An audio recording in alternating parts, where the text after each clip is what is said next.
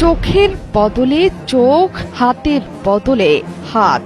ইরানের পরমাণু কেন্দ্র নাতানজের বদলা এলো ইসরায়েলের পরমাণু স্থাপনা ডিমোনা এবং আরাদে। দক্ষিণ ইসরায়েলের পারমাণবিক কেন্দ্র সমৃদ্ধ শহর ডিমোনা এবং আরাদকে পুরোপুরি ধ্বংস করে দিয়েছে তেহরান।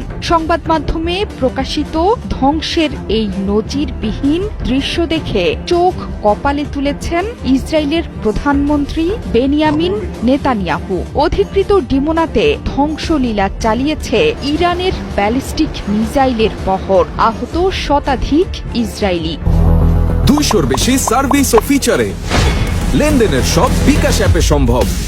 শনিবার নাতানজ সমৃদ্ধকরণ কমপ্লেক্সকে লক্ষ্যবস্তু করে ইহুদি রাষ্ট্রের বাহিনী। তার বদলা একদিন পরই ডিমোনায় আঘাত করে নিয়ে নিল মোজতবা খামেনির বাহিনী। দক্ষিণ ইসরায়েলের আরাদেও একই তাণ্ডব চালিয়েছে ইরান। শহর দুটোকে পুরো ধ্বংস করে দিয়েছে ইরানের মিসাইল।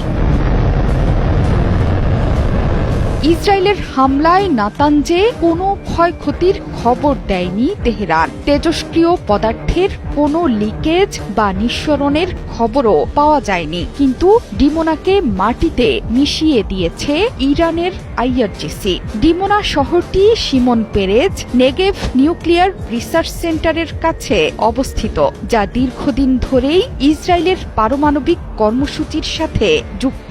এই স্থাপনার উপর কঠিন এবং উচ্চ মাত্রার গোপনীয়তা ও নিরাপত্তা বজায় রাখে তেল আবিবের প্রতিরক্ষা ব্যবস্থা। কিন্তু কঠিন সেই প্রতিরক্ষা বলয় ভেঙে চুরমার করে দিয়েছে ইরানের ব্যালিস্টিক মিসাইলের বহর।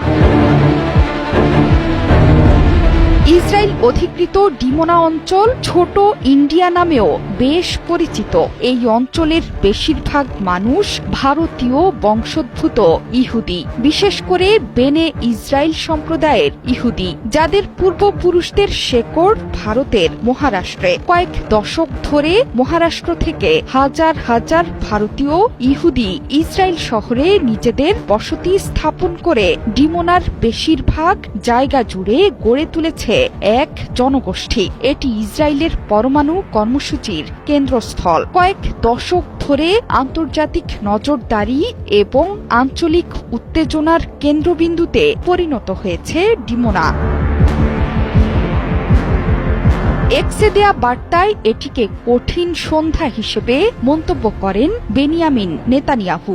এমনকি কেন এবং কিভাবে ভেঙে পড়ল আকাশ প্রতিরক্ষা ব্যবস্থা সে ব্যাপারেও তদন্ত চালাচ্ছে তার প্রশাসন। তাসনিম নিউজ বলছে, ইরান কৌশলগত অবস্থানে পরিবর্তন এনেছে। ভবিষ্যতে যে কোনো হামলার ক্ষেত্রে আরও কঠোর হওয়ার ইঙ্গিত দিয়েছে আইআরজিসি।